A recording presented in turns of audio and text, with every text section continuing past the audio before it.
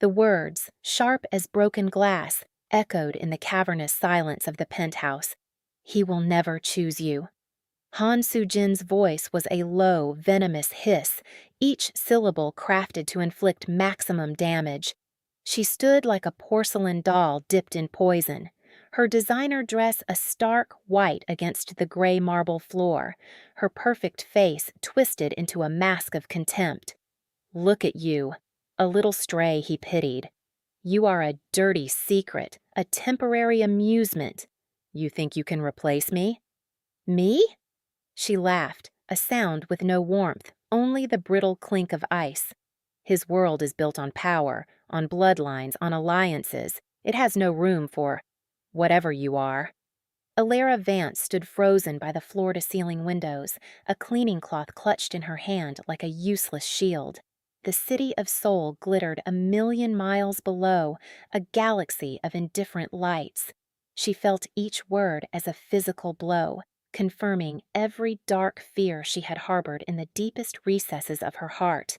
She was a cleaner, a scholarship student from America, working 2 jobs to afford her tiny apartment and the instant noodles that were her staple diet. He was Kwon Jin-woo, the unspoken king of this city, a man whose name was whispered with fear and reverence. Soo-jin was right. Their worlds were not just different, they were opposing universes. "He belongs to me," Soo-jin continued, stepping closer, her expensive perfume choking the air. "An arrangement was made before we could even walk. Our families are intertwined. Our futures are a contract, signed and sealed. You are a smudge on the parchment easily wiped away." Alara found her voice, though it felt thin and reedy. "That's between you and him." "No," Soo-jin snapped, her eyes flashing. "This is about you understanding your place. He might indulge in this fantasy. He might let you warm his bed and pretend you matter. But when the time comes, when the choice is laid bare, he will stand with his family, with his legacy. He will stand with me. He will never, ever choose a black maid from nowhere over the empire he is sworn to protect." A profound, aching silence followed. Alara's heart hammered against her ribs, a frantic bird trapped in a cage of bone. She had no defense. Soo-jin's logic was cold, brutal, and undeniable. It was the same logic Alara had used against herself 1,000 times, but neither of them heard the soft click of the study door opening. Neither of them saw the tall, imposing figure standing in the shadows of the hallway, his face a mask of stone, his dark eyes burning with an intensity that could melt steel. Kwon Jin-woo had heard everything, and in that moment, the choice Soo-jin spoke of was no longer a future hypothetical. It was here, it was now, and it was the only thing in the world that mattered. 6 months earlier, Kwon Jin-woo's world had been one of sterile order and silent control. His penthouse, perched atop the tallest skyscraper in Seoul, was less a home and more a fortress of glass and steel decorated in shades of charcoal and silver. It was a reflection of the man himself, immaculate, imposing, and emotionally vacant. His days were a rigid procession of meetings in sterile boardrooms and hushed conversations in dimly lit restaurants, managing the sprawling, 2-headed beast that was the Kwon Empire. One head a legitimate global construction conglomerate, the other the Golden Dragon Syndicate, the shadowy organization that held the city's underworld in an iron grip. He had inherited it all from his father, a man whose love had been conditional and whose expectations had been absolute. Jinwoo wore the crown of this kingdom, but it was a crown of thorns pressing down on him, a constant reminder of a duty he had never asked for and a life he could not escape. He was surrounded by people, yet utterly alone. He commanded loyalty but knew nothing of affection. He was 29 years old and felt ancient. Then, on a Tuesday, the world tilted on its axis. He had come home early, a rare occurrence, driven by a headache that felt like a drill bit behind his eyes. The penthouse was supposed to be empty. His regular staff followed a strict schedule, and they were not due for another 2 hours. Yet he heard a sound, a soft, humming melody, unfamiliar and strangely gentle in the oppressive silence of his home. He followed the sound to the main living area, a vast space with a wall of glass overlooking the Han River. And there she was, a woman he had never seen before. She was on a small stepladder, wiping down the upper panes of the window, her back to him. She was a substitute, he presumed, from the cleaning agency. She wore the simple gray uniform, but it couldn't conceal the graceful line of her back or the determined set of her shoulders. Her hair was a cloud of beautiful, tight curls, some of which had escaped a loose bun at the nape of her neck.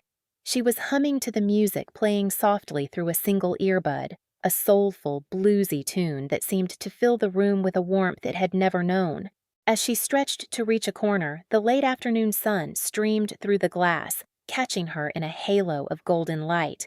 It illuminated the rich, dark tones of her skin and the focused, serene expression on her face, which he could just see in the reflection. Time stopped. It was not a poetic exaggeration. For Kwon Jin-woo, the world literally ceased to move.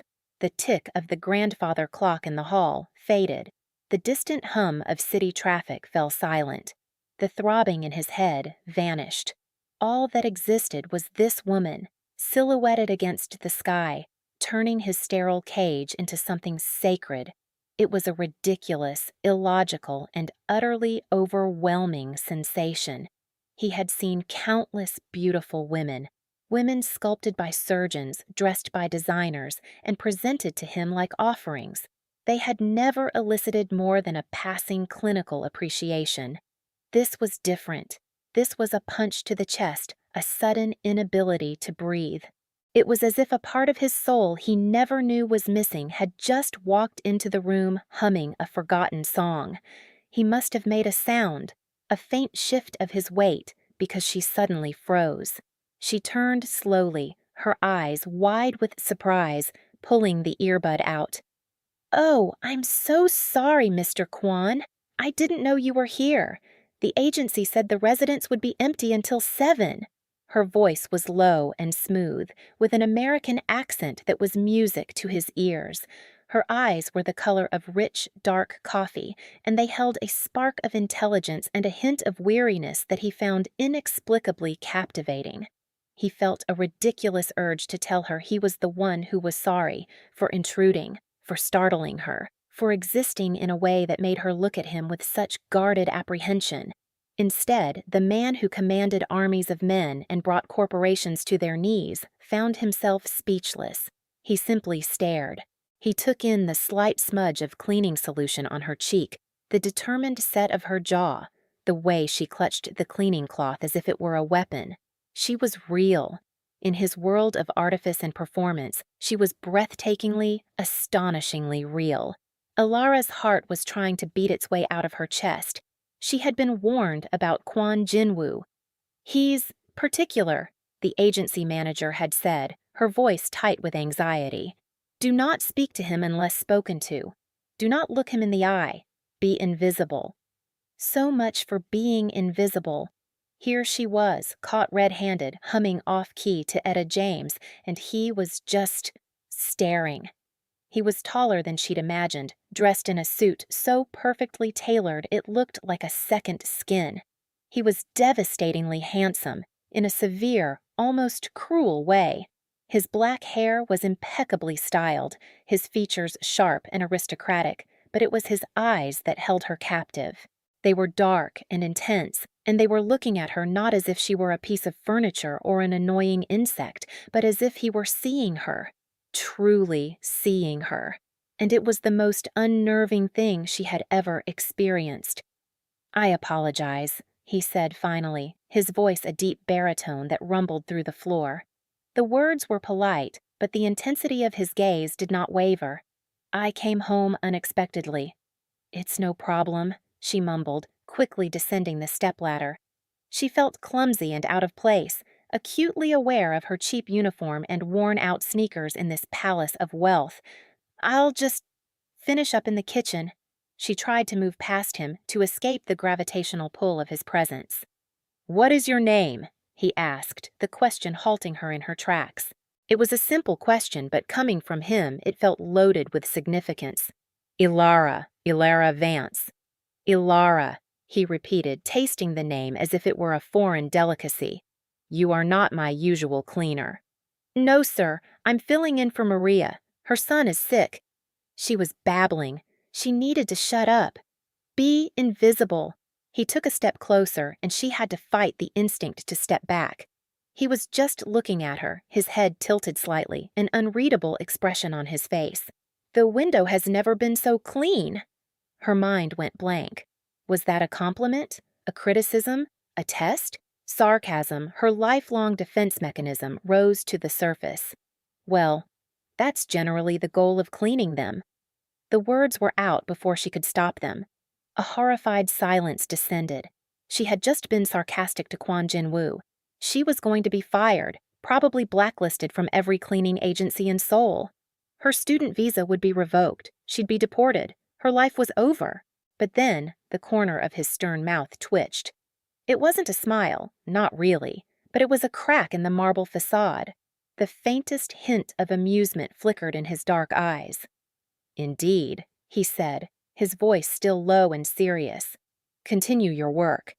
He turned and walked toward his study without another word, leaving Ilara with her racing heart and the lingering scent of his expensive cologne. She leaned against the cool glass of the window, taking a deep, shaky breath. She felt as if she had just survived a close encounter with a panther. A beautiful, dangerous panther who had decided, for some inexplicable reason, not to eat her. For now, that night, Jin-woo could not sleep.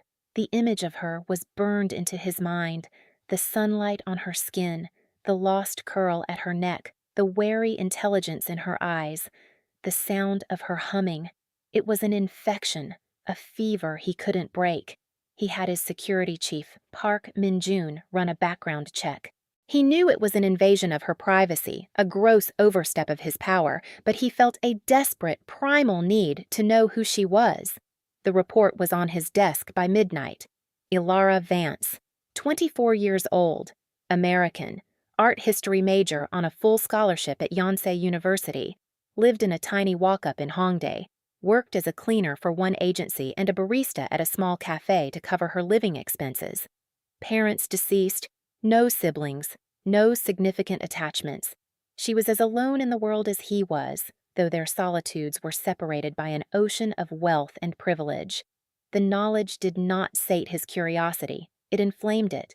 She was a scholar, an artist, and she was scrubbing floors to survive. A profound sense of injustice, an emotion he rarely felt, coiled in his gut. His world was filled with vapid heiresses who complained about the color of their new sports cars. Ilara Vance was studying the beauty of the world while being forced to wipe away its grime. He became obsessed. He rearranged his schedule to be home when she was there. He would sit in his study, the door ajar, just to hear the soft sounds of her working, the occasional quiet hum. He would leave out a tray of expensive pastries, telling his housekeeper they were for him, just to see if she would take one. She never did. She was principled. She was proud. Ilara knew he was watching her. She could feel his eyes on her back as she polished his ridiculously large marble dining table. She could sense his presence in the silence. It was creepy. It was unsettling. But it was also compelling. No one had ever looked at her with such focused intensity. Men looked at her, sure, with desire or curiosity, but he looked at her as if she were a complex puzzle he was determined to solve. Her best friend, Aisha, thought she was crazy. You're cleaning the apartment of a man who is basically a Bond villain, and he just stares at you? Ilara, run! That is not romantic. That is a prelude to you ending up in a freezer. He doesn't do anything, Ilara argued, pouring Aisha another cup of cheap coffee in their cramped apartment. He just observes. That's worse. Normal people don't observe. They say hello and then go back to their evil business, Aisha insisted. Just be careful. The strange, silent dance continued for 2 weeks. Then, one afternoon, he broke the rules. She was dusting the books in his library, a room that smelled of old paper and leather, when he appeared in the doorway. You are an art history student, he stated. It wasn't a question. Ilara froze, her hand hovering over a leather-bound volume of poetry. Her blood ran cold. He had looked into her. He knew things about her. Aisha's warnings screamed in her head. "How did you know that?" she asked, her voice sharp with accusation. He had the grace to look momentarily uncomfortable. "My apologies. It was an overstep. I was curious." "Curiosity is one thing. A background check is another," she shot back, her fear making her bold. "Is that legal, prying into the life of your cleaning lady?" "Probably not," he admitted, his honesty disarming her. He walked over to a large, canvas-covered object leaning against the far wall. "I have a question for you, a professional opinion." Warily, she watched as he pulled away the canvas. Underneath was a painting, an oil on canvas of a stormy sea crashing against black rocks. It was technically proficient, but emotionally hollow. It was the kind of generic, decorative art that filled expensive homes. "What do you think of it?" he asked. She wanted to give a polite, non-committal answer and escape, but his dark eyes were watching her, genuinely waiting for her assessment. And the art student in her, the part of her that was passionate and true, couldn't lie. "I think," she said, choosing her words carefully, "that it's very competent. The artist understood light and form, but it has no soul. It's a painting of a storm by someone who has never been in one. It's lobby art." She braced herself for his anger, for her dismissal. Instead, a slow, genuine smile spread across his face. It transformed him. The harsh lines of his face softened, and for a second he looked boyish and completely unguarded. It was a smile like a punch to the chest. "Lobby art," he repeated, a low chuckle in his throat. "My father paid over $1 million for it. I have always hated it." He turned his gaze from the painting to her, and the smile faded, replaced by that unnerving intensity. "You see things as they are. It's a rare quality." He offered her a job on the spot. Curator of his private collection, the salary he named was more money than she had ever imagined seeing in one place. It was a lifeline. It was an escape from scrubbing floors and worrying about rent. It was a trap. "No," she said, the word tasting like ash in her mouth. His smile vanished completely. "Why?" "Because I don't want to be one of your possessions," she said, her voice trembling slightly. "I don't want to be a painting you buy because you find it interesting. I want to earn my own way." "This would be earning it," he insisted, his voice tight with frustration. "You are more qualified than anyone I could hire." "Thank you, but no." She turned to leave, her heart pounding. "Ilara." His voice stopped her again. "Go to dinner with me." It was so blunt, so direct. "Is that an order?" she asked, a sarcastic edge to her voice. "It is a request," he said, and there was a note of something in his voice she couldn't identify. Vulnerability, perhaps. "One dinner. We can talk about art, or anything you wish. If, at the end of it, you still wish to never see me again, I will respect that. I will ensure you are given a different assignment by the agency." It was the out she needed, a way to end this strange, unsettling fixation. One dinner. She could survive one dinner. "Fine," she agreed. One dinner. The dinner was a surreal experience. He didn't take her to a flashy, Michelin-starred restaurant. Instead, his driver took them to a tiny, unassuming restaurant in a quiet neighborhood, a place run by an old woman who greeted Jin-woo with a familial warmth that shocked Ilara. The food was simple, traditional Korean home cooking, and it was the most delicious meal she'd ever had. Away from the sterile penthouse, he seemed different. He took off his suit jacket, rolled up his sleeves, and showed her how to properly eat the dishes. He talked about his childhood, about learning to cook from the old woman who owned the restaurant, who had been his family's cook. He spoke of his mother, who had loved art and had died when he was young. For the first time, she saw the lonely boy beneath the powerful man. She, in turn, found herself opening up. She told him about her passion for Renaissance art, her dream of working at the Uffizi Gallery in Florence, her struggles as a foreign student. He listened. He didn't just hear the words, he listened with an unnerving focus, his dark eyes never leaving her face, making her feel like she was the only person in the world. There was a moment, over a shared plate of japchae, when their hands brushed. A jolt, electric and undeniable, shot up her arm. She pulled her hand back as if burned, her heart stuttering. He saw it. He saw the effect he had on her, and a slow, knowing smile touched his lips. The panther was back. "You are afraid of me," he stated quietly. "You're an intimidating person, Mr. Kwan," she countered, her defenses rushing back into place. "My name is Jin Woo," he corrected her gently, "and I have no wish for you to be afraid. Wary, perhaps. That is wise. But not afraid." The evening ended with him walking her to the door of her rundown apartment building. The contrast between his gleaming black car and the graffiti-covered walls was stark. This was the gulf between their worlds, made manifest. "Thank you for the dinner," she said, clutching her purse. "Will you have dinner with me again?" he asked, his voice low in the quiet street. This was it, the moment of choice. Her brain, her survival instinct, Aisha's voice in her head, they were all screaming, no. This man was dangerous. His world was not hers. This could only end in heartbreak. But her heart, that foolish, traitorous organ, whispered yes. It longed for another evening of feeling seen, of feeling special, of the electric jolt she felt when he touched her. "Okay," she heard herself say. Yes. The weeks that followed were a whirlwind. He courted her with a single-minded intensity that was both terrifying and intoxicating. There were more dinners at quiet, hidden places. He took her to a private gallery after hours, just the two of them surrounded by masterpieces. He listened as she spoke about brushstrokes and chiaroscuro, his expression rapt. He bought her a new easel and a full set of professional oil paints, a gift she tried to refuse until he pointed out, with dry logic, that it was an investment in a future curator and therefore a business expense. She was falling for him. It was a terrifying, exhilarating free fall, and she didn't know where the bottom was. She quit the cleaning agency, unable to bear the strange duality of being his employee by day and his something else by night. She kept her job at the cafe, a small anchor to her old life, to her independence. Jin Woo was changing too. Min Jun, his loyal second-in-command, saw it first.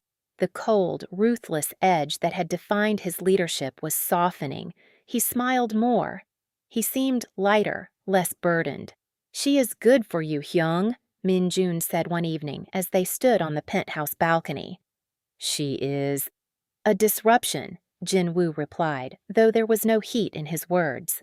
He was watching the lights of the city, but Alara was all he could see. "She questions everything. She is not impressed by money. She is not afraid to call me a monster." "And are you?" Min Jun asked quietly. Jin Woo was silent for a long time. "I am the head of the Golden Dragon Syndicate. The things I have done, the things my father did, they are monstrous. How can I be with someone so good, so pure, when my hands are so stained?"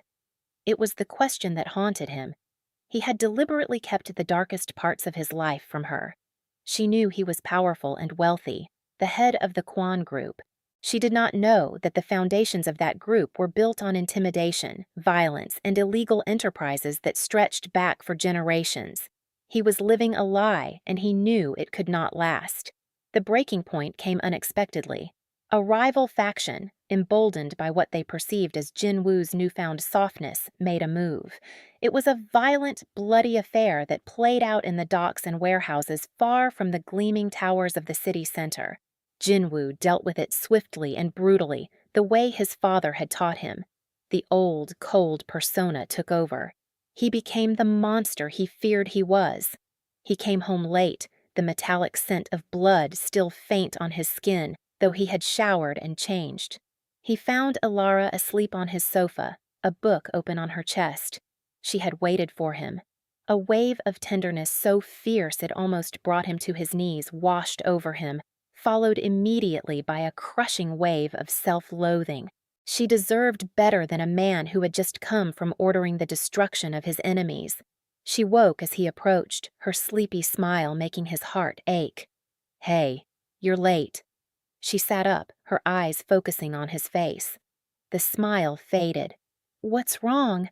You look awful." He couldn't lie to her anymore. The chasm between the man she was falling for and the man he truly was had become too wide to bridge. He had to tell her, he had to give her the choice to run. "Sit down, Ilara," he said, his voice grim. "There are things you need to know about me, about my family, about where our money really comes from." He told her everything. He didn't spare the ugly details. He spoke of the syndicate, of the violence, of the legacy of fear his father had built and that he now maintained. He laid his monstrous soul bare at her feet, expecting to see disgust, to see terror. He saw both, but he also saw a deep, profound sorrow. Her beautiful face was pale, her eyes filled with a pain that mirrored his own. When he was finished, the silence in the room was a living thing, heavy and suffocating. "I understand if you hate me," he said, his voice a raw whisper. "I understand if you walk out that door and never look back. It is what you should do." Ilara stared at him, her mind reeling.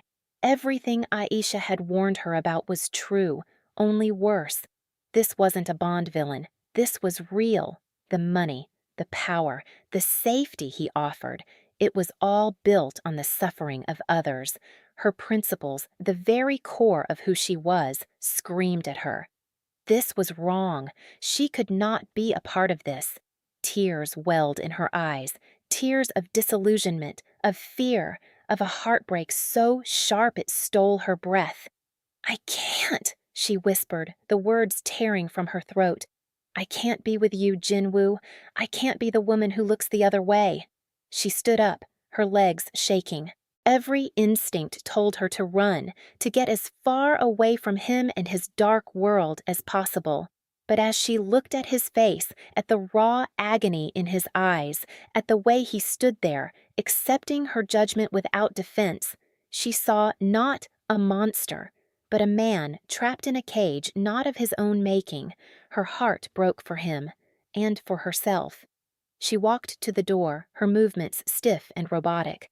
Her hand was on the handle when his voice, ragged with desperation, stopped her. "Please," he begged, and the sound shattered what was left of her resolve. "Don't leave me." She turned back, tears streaming down her face. "You haven't given me a choice. Your world, it would destroy me, and what I feel for you, it would make me complicit. I can't live like that." It was the most painful goodbye of her life. She walked out of his perfect penthouse, out of his dangerous life, and back into her own. The misery was immediate and all-encompassing. Her tiny apartment felt like a prison. The instant noodles tasted like cardboard. The city that had once felt full of promise now seemed gray and hostile. She had made the right choice. The only choice. So why did it feel like she had just amputated a part of her own soul?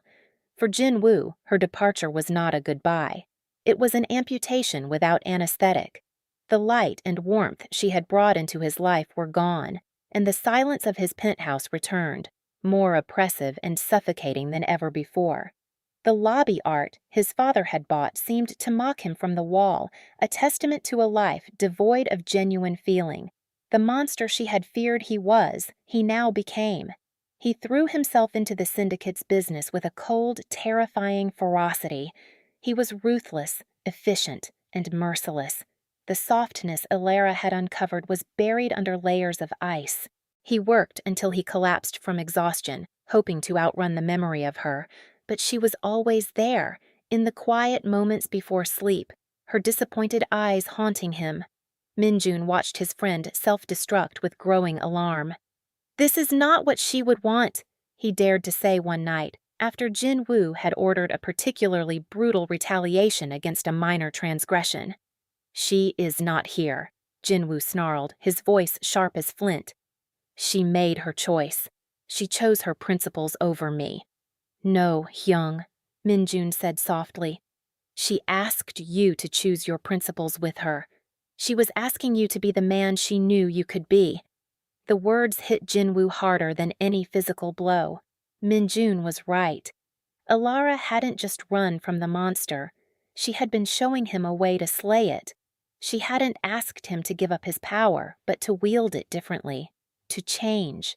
The thought was a tiny seed planted in the barren wasteland of his grief. Change. Was it even possible? His father's legacy was a chain around his neck. The syndicate was a machine with 1,000 moving parts, all of them fueled by fear and greed. To change it would be like trying to turn a battleship with a canoe paddle. It would be dangerous. It would make him enemies. It could get him killed. But a life without Alara was already a kind of death. He started small. He began to investigate the most predatory of the syndicate's ventures: loan sharking, human trafficking, operations his father had deemed necessary evils. He used his immense resources to covertly gather evidence, to identify the key players, men who had served his family for decades. Then he made his grand gesture. He called a meeting of the syndicate's inner circle, the old guard who had been loyal to his father. They met in a cavernous, disused warehouse, the air thick with the smell of rust and suspicion. Jinwoo stood before them, not as a son carrying on his father's work, but as a revolutionary. He announced that the Golden Dragon Syndicate was changing. They were going legitimate, completely. The illegal enterprises were to be dismantled, effective immediately. He had already funneled a significant portion of their illicit profits into legitimate startups and charities. He had an exit plan for every man in the room, a way to be clean. The reaction was explosive. It was betrayal. It was heresy. His father's oldest and most ruthless lieutenant, a man named Choi, spat on the ground. "Your father would be ashamed. You have been weakened by a foreign whore." The old Jinwoo would have had him killed for that insult. The new Jinwoo simply looked at him with a cold pity. "My father is dead. His way of thinking dies with him. This is the new way. You are either with me or you are against me." The syndicate fractured. A bloody internal war erupted in the city's underworld, a war fought in the shadows. Jinwoo, with Minjun by his side, fought to tear down the very empire he had inherited.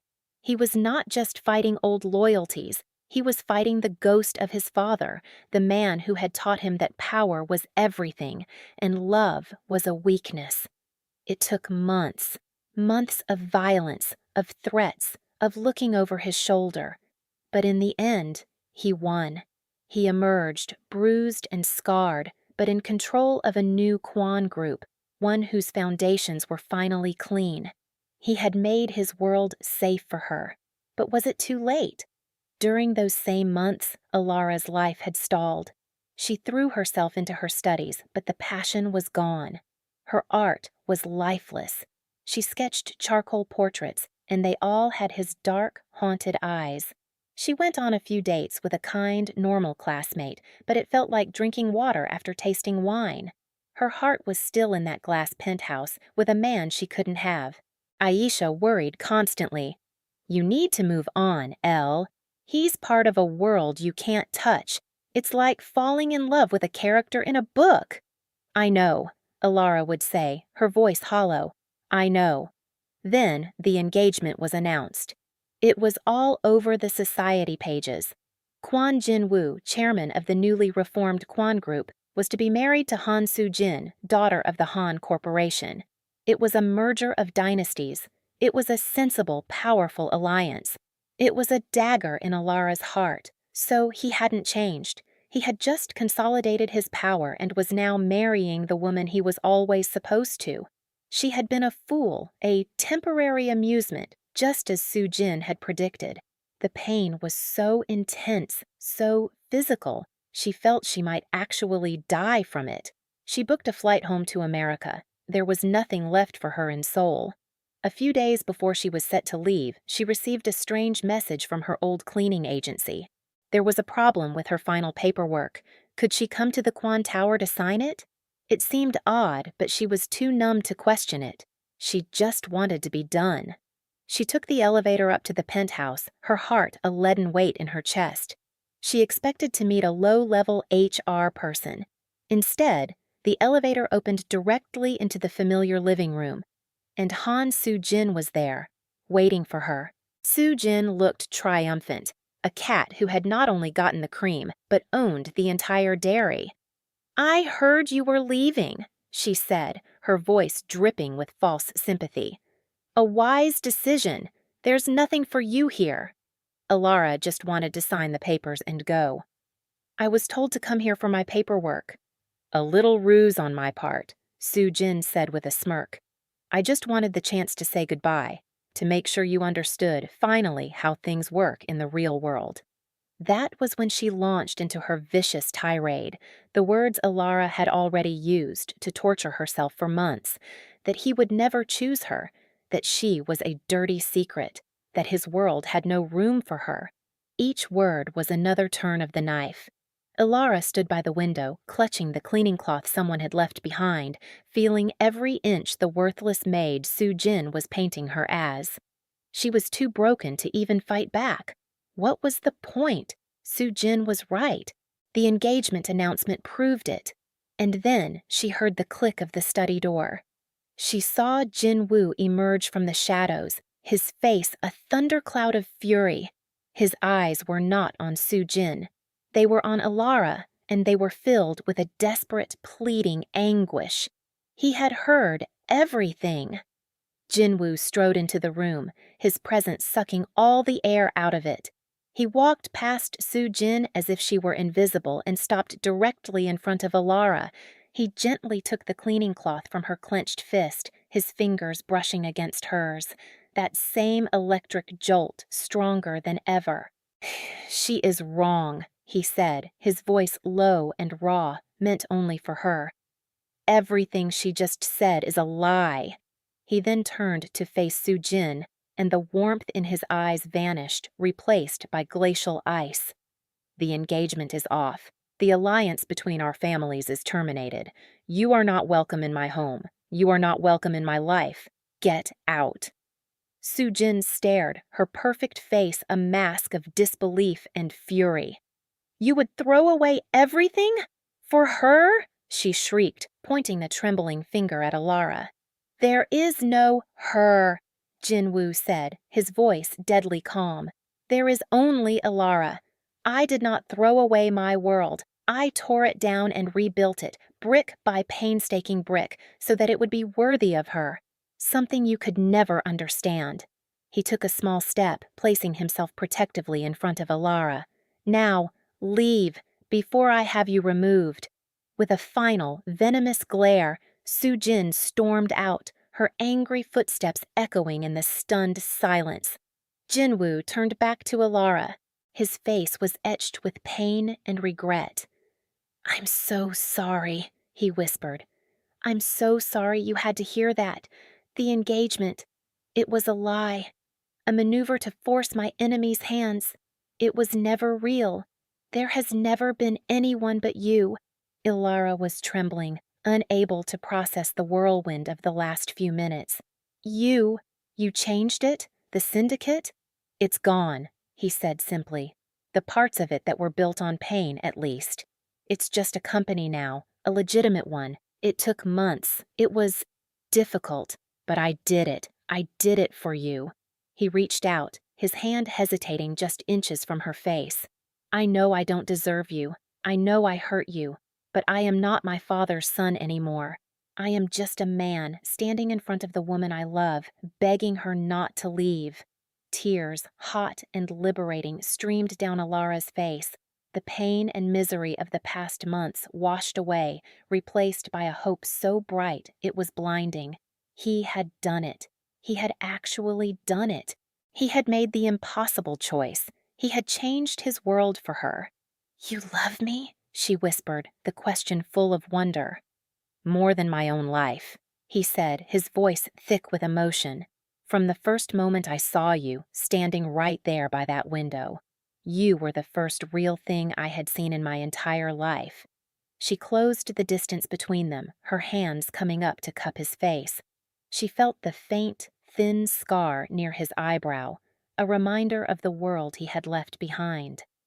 She looked into his dark, intense eyes and saw her future. "Don't go to America," he pleaded. "Stay here. Build a life with me.